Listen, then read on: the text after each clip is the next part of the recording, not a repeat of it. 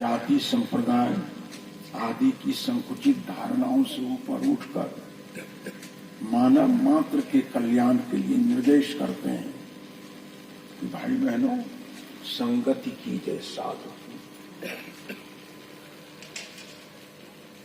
कोई वर्ग वर्ण जाति संप्रदाय की अपेक्षा नहीं,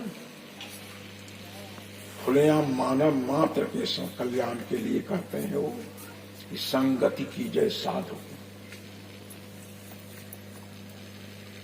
साधु कौन? साधनों 300 प्रकार जानी। साधु जीवन की एक विशेषता है जो अपना कल्याण साधता है और सुंदर सभ्य समाज के निर्माण के लिए निरंतर प्रयत्नशील रहता है। ये दो काम संत के साधु के जीवन के हैं, अपना कल्याण और सुंदर सभ्य समाज का निर्माण।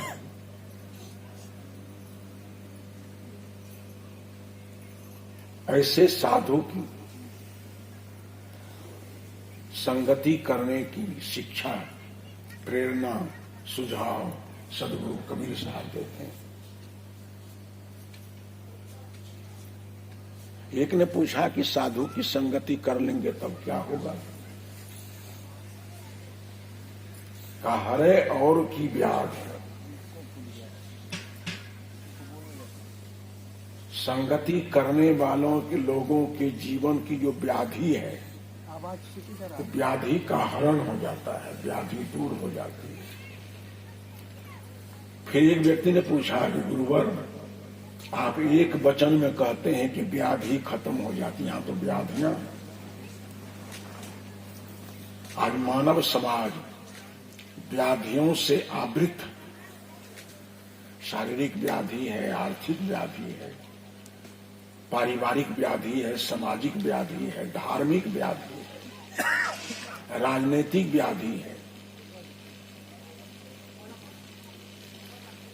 किस व्याधि का हरण ये सत्संग करेगा? यहां तो व्याधियां। सदगुरु कबीर साहब शब्द का प्रयोग करते हैं बहुत संभल करके। सदगुरु कबीर साहब ने कहा जो सभी व्याधियों का मूल कारण है। सभी व्याधियां आती कहां से हैं? एक ही कारण है, बौद्धिक व्याधि के कारण सारी व्याधियां आती हैं। आदमी की बुद्धि व्याधिग्रस्त है तभी कोई शराबी शराब पीता है, तभी चोर चोरी करता है, तभी व्यभिचार करने वाले व्यभिचारी लोग व्यभिचार करते हैं। जितने अनैतिक कर्म होते हैं, जादृशी बुद्धिर्जस्य क्रिया भवति तादृशी। बौद्धिक धरातल जैसा होता है, बाह्य समस्त क्रियाकलाप उसी के अनुरूप हुआ करते हैं। उस बौद्धिक व्याधि का हरण सत्संग कर लेता है।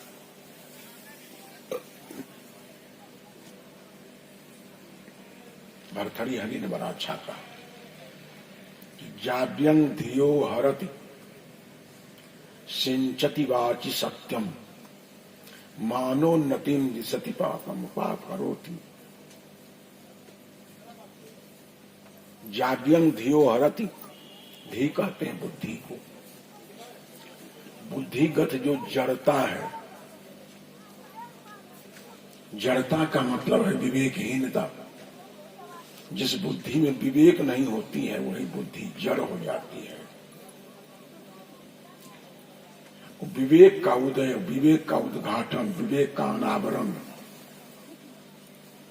सत्संग के द्वारा। बाबा तुलसी ने भी कहा कि बिनु सत्संग विवेक न होई। बिना सत्संग से सत्य असत्य, कर्तव्य कर्तव्य, खाद्य अखाद्य, पेय अपेय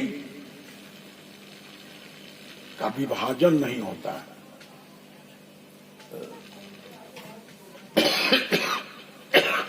सत्य असत्य का विभाजन, कर्तव्य अकर्तव्य का विभाजन नहीं होता है। विवेकहीन सारे लोग हैं आज। खाद्य अखाद्य का विभाजन नहीं होता है, पेय अपेय का विभाजन नहीं होता है। इतना विवेक शून्य हो गया है आदमी। अनेक प्रकारे ने पूरा समाज दिशाहीन हो गया है। तो मैंने कहा ये सत्संग का आह्वान जो हमारे स्वामी रंजीत जी ने रखा बहुत समय के अनुकूल है। आज के परिवेश में, आज के वातावरण में सत्संग का होना अत्यंत आवश्यक। इतना दिशाहीन होकर आदमी चल रहा है। करनी चाहिए माता पिता की सेवा। ये माता पिता की बहुत लागत है इस शरीर के साथ।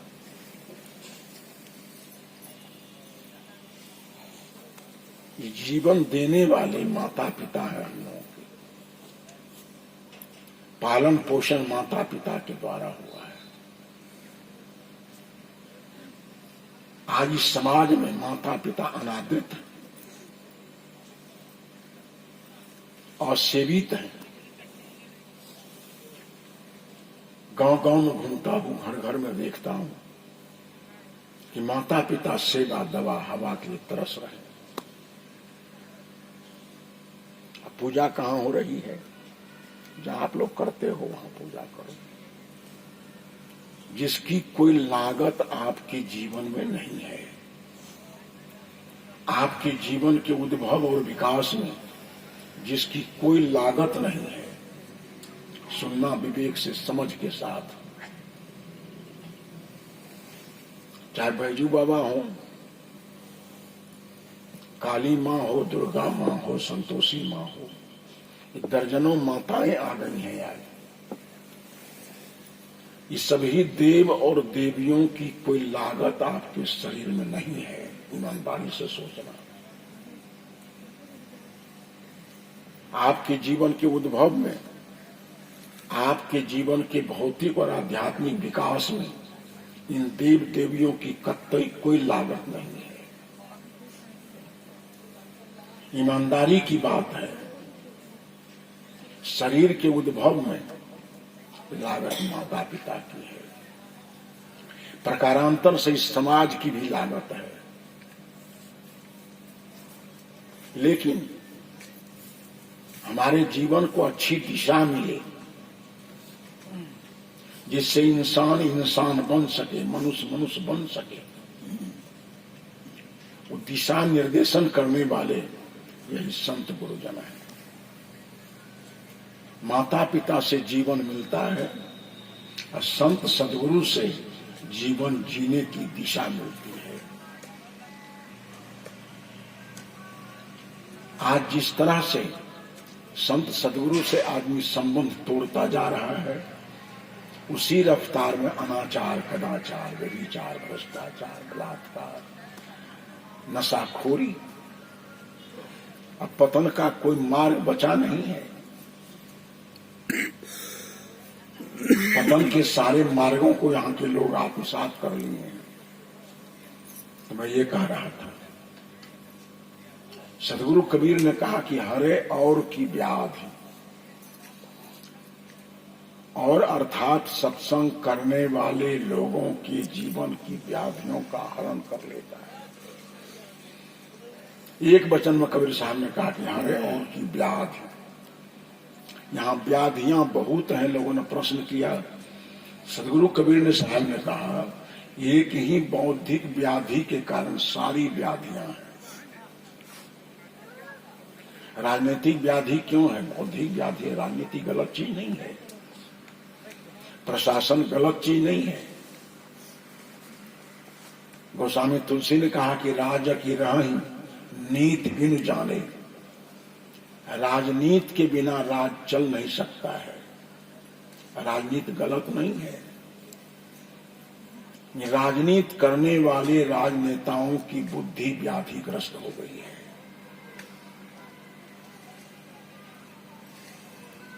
प्रशासन करने वाले प्रशासकों की बुद्धि व्याधिग्रस्त हो गई है।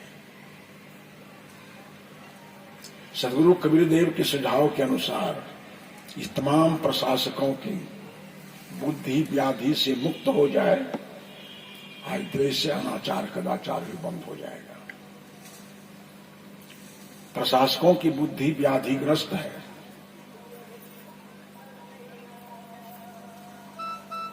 मुख्यमंत्री नीतीश कुमार जी बहुत प्रयास किए शराब उन्मूलन का। शराब उन्मूलन हुआ क्यों नहीं? इसलिए प्रशासकों से उसको संरक्षण मिल रहा है। आज प्रशासकों का प्रशासन सही हो जाए, एक दिन पूरा नहीं लगेगा, शराबखोरी हमारे देश से मिट जाएगी, प्रदेश से मिट जाएगी।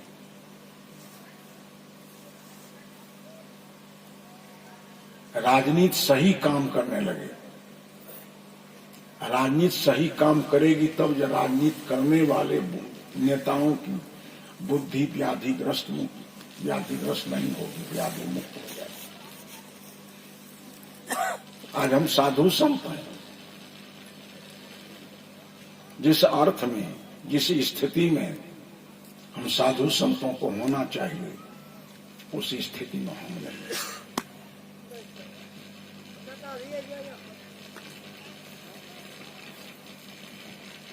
साधु की स्थिति में भगवान बुद्ध, महावीर, सदगुरु कबीर, कितना लाभ समाज का हुआ है। मर गए बेचारे आपके देश के राष्ट्रपति कलाम साहब, गए थे मगहर सदगुरु कबीर साहब की समाधि भूमि पर। उन्होंने पूछा ये क्या है? कहा मजार है। मजार कहा कबीर साहब, मुसलमानों ने मजार बनाया है। ये क्या है? कबीर साहब की समाधि। हिंदुओं ने समाधि बनाई है। दुनिया के महान वैज्ञानिक कलाम साहब दांत के नीचे अंगुली दबा दी और कहे कि विश्व के इतिहास में ऐसा महापुरुष कभी पैदा नहीं हुआ है।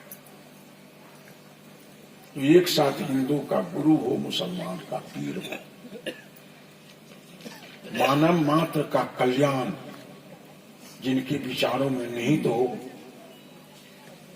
प्राणी मात्र का त्राण, इतना सार्वभौम, इतना व्यापक सदगुरु कबीर के विचार, उनके सिद्धांत, उनके दर्शन, जिसमें प्राणी मात्र का कल्याण निहित है और प्राणी मात्र का त्राण निहित है।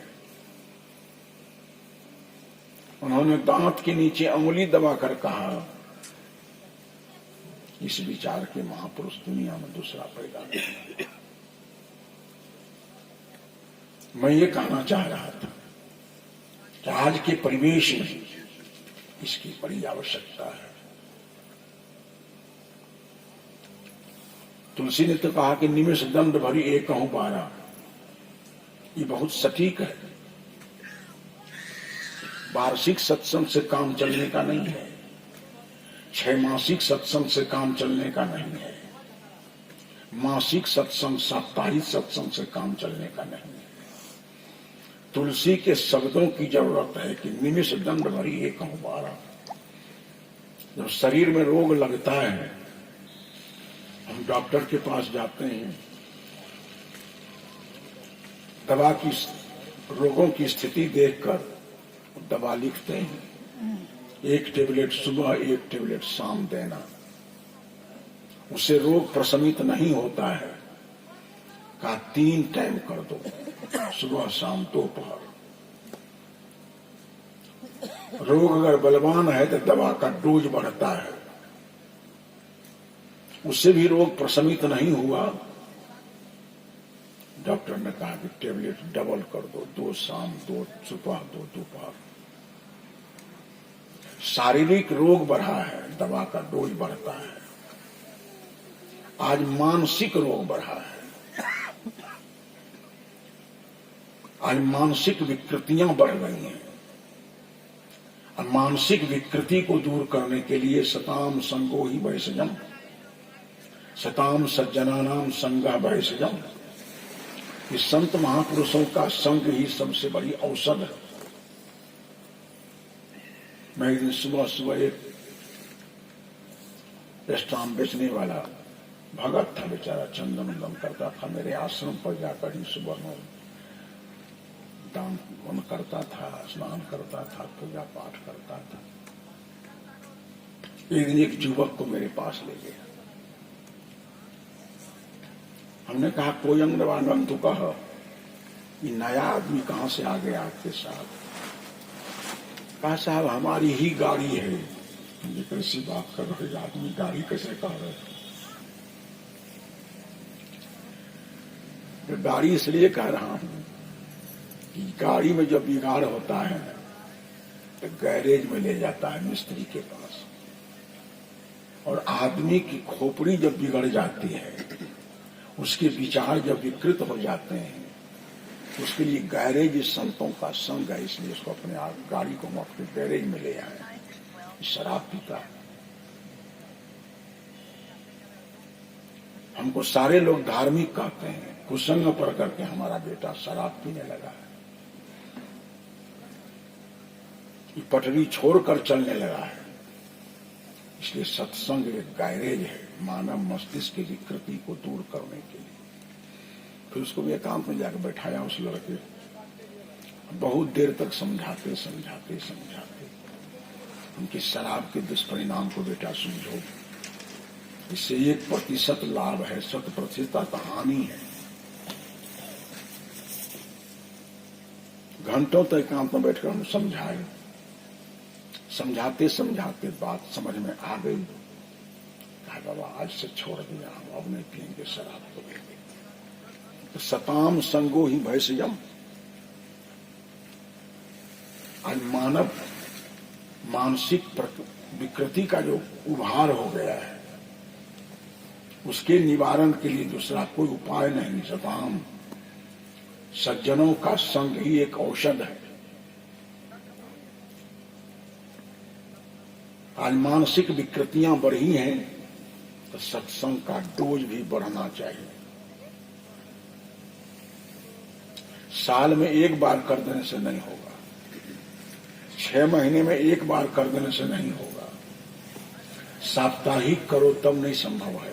कहा तब नित्य सत्संग होना चाहिए। महर्षि ने ही ने बड़ा अच्छा कहा, सत्संग नित्य और ध्यान नित्य रहिए करत संलग्न हो। बहुत जीवित पंक्ति है। भाई बहनों, सत्संग नित्य करो।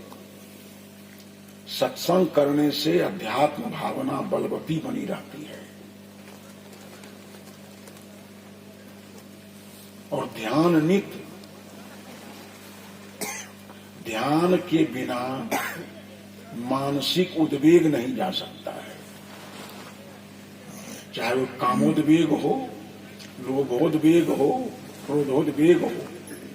महाराज कृष्ण ने इन 3 वेगों को बहुत प्रचंड कहा है। त्रिविधं नरकस्येदं द्वारं न श्रवणात्मनः कामः क्रोधः तथा लोभः तस्मात् तत्त्रयं त्यजेत्। काम का उद्वेग, क्रोध का उद्वेग, लोभ का उद्वेग, उद्वेग बिना ध्यान से नहीं जान सकता है। पतंजलि ने कहा ध्यान है स्मृतयः, मन की समस्त अनिष्ट वृत्तियों का प्रशमन ध्यान से होता है। महर्षि में ही कहते हैं कि सत्संग नित्य करो, अध्यात्म भावना बलवती बनी रहेगी। ध्यान नित्य करो त्रैकालिक, जिससे मन का उद्वेग मरेगा। और बाहर में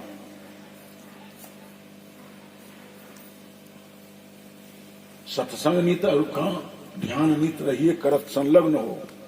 अंगुली पर गिरा करके कहा कि भाइयों, व्यभिचार, चोरी, नशा, हिंसा, झूठ तजना चाहिए।